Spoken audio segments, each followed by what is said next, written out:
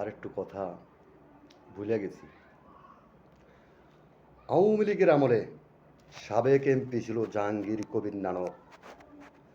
দুইবার এমপি হওয়ার পরে তাকে আওয়ামী লীগের থেকে নমিনি দেয়নি, সাদেক খান এমপি ছিল।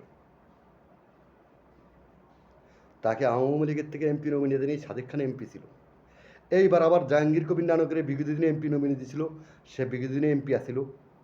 এখন শেখ হাসিনা পদত্যাগ করে প্রণয়নের পরে পার্লামেন্ট ভেঙে এলো, সব কিছু ভেঙে এলো, এমপিত্ব ছুটতে গেল।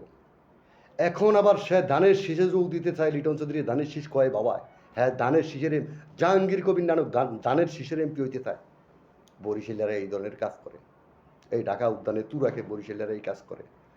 লিটন চৌধুরী ধানের শীষ কইয়া বাবাইয়া জাহাঙ্গীর কবির নানকে বিএনপিতে যোগ দিয়ে বিএনপির থেকে এই এমপি নমিনি নিতে চায়। আপনাদেরকে শুনে রাখলাম কথাটি আপনাদেরকে শুনে রাখলাম। আমি রিপ্লেও কথাটা বলছিলাম, রিপ্লেটা ভিডিও করছিলাম, সেই ভিডিওতে আমি এই কথাটা বলছিলাম। আবার এই কথাটা বললাম, আপনাদেরকে কথাটি শুনে রাখলাম, শুধু আপনাদেরকে কথাটি শুনে রাখলাম।